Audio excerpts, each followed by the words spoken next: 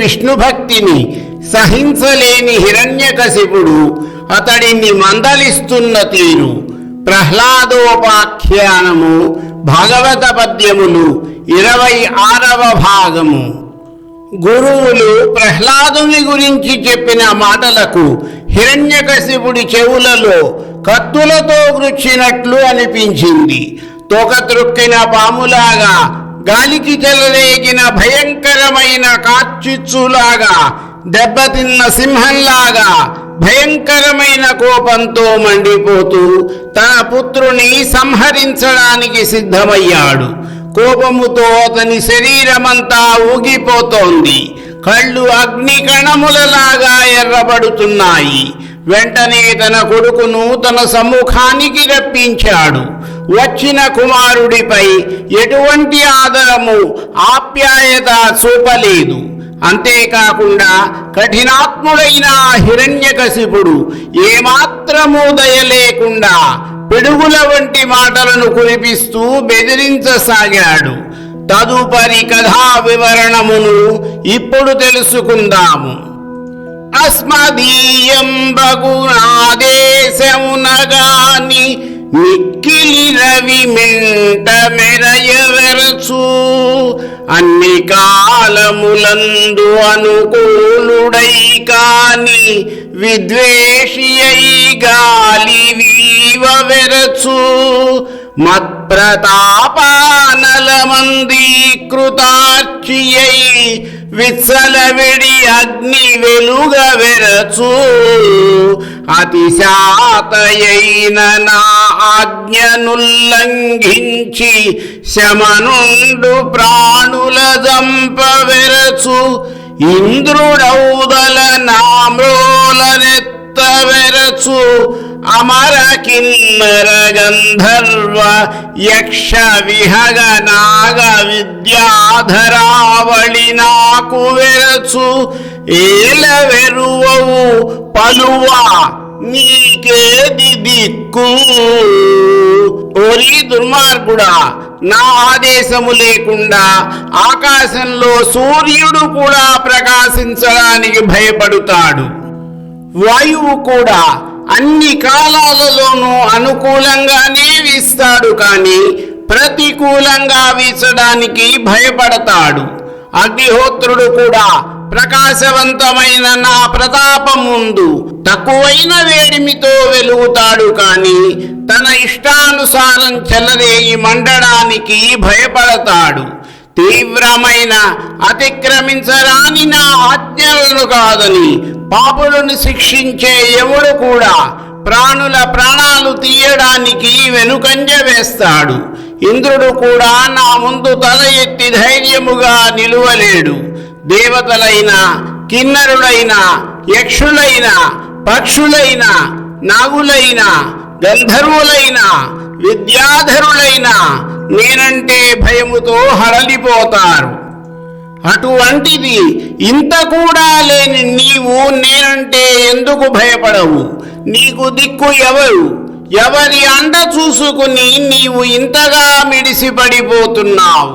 ప్రజ్ఞావంతులు, లోకపాలకులు, శుంభద్వేషులయ్యున్ మదీయాజ్ఞాభంగము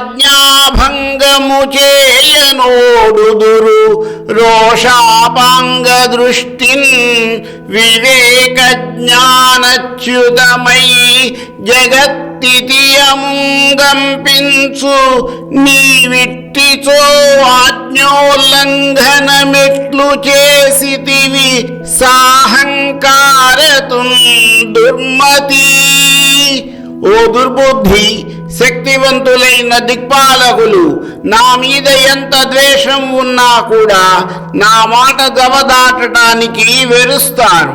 నేను కోపంతో చూశానంటే చాలు, ముల్లోకాలు అల్లకల్లోలంతో వణికిపోతాయి.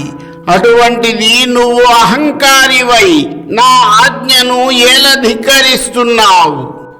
కంఠక్షోభముగాగా ఒత్తిలి మహాగాఢంబుగా డింభ వైకుంఠుం చెప్పెదు దుర్జయుండనుచు వైకుంఠుండు వీరవ్రతోత్కంఠాబంధురుడేని నేనమరులన్ ఖండింపదండింపగా కుంఠీభూతుడు కాకరావలదే మద్ఘోరాహవక్షోడికిన్.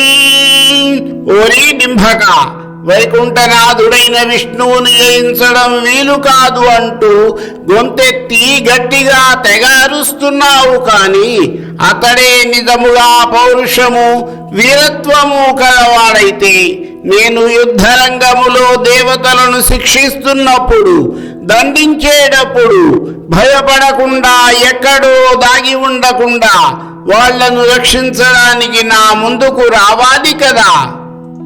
ఆచార్యోక్తముగాక బాలురకు మోక్షాసక్తి ముట్టించి నీ వాచాలత్వము చూపి విష్ణునహితున్వర్ణించి మద్దైత్య వంశాచారంబులు నీరు చేసిదివి మూఢాత్మున్ కులద్రోహి. నిన్నేచుంజంపుట మేలు చంపి కులమున్ నిర్దోషమున్ చేసెదన్.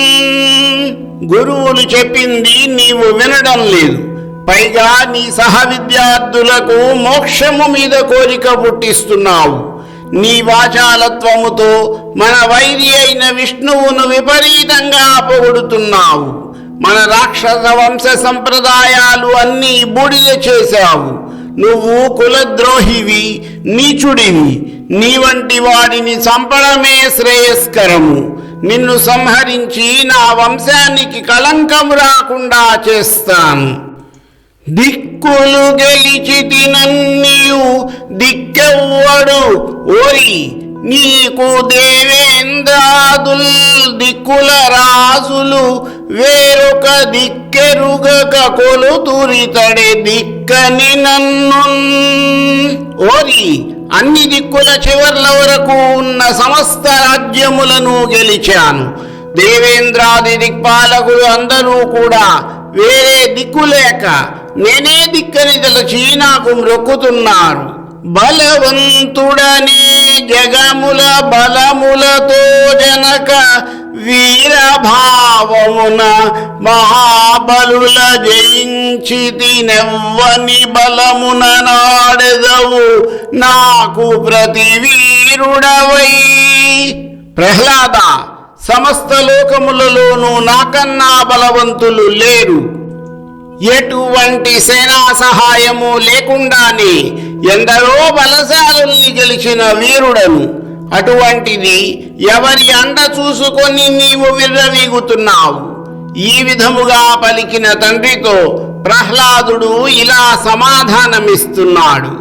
బలయుతులకు దుర్బలులకు బలమెవ్వడు, నీకు నాకు బ్రహ్మాదులకు బలమెవ్వడు, ప్రాణులకును బలమెవ్వండట్టి విభుడు బలమసురేంద్ర.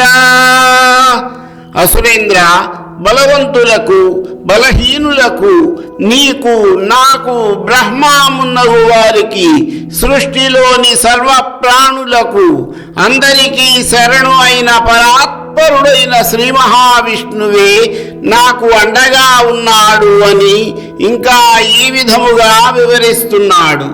మరికొంత కథా వివరణము నా తరువాతి భాగములో.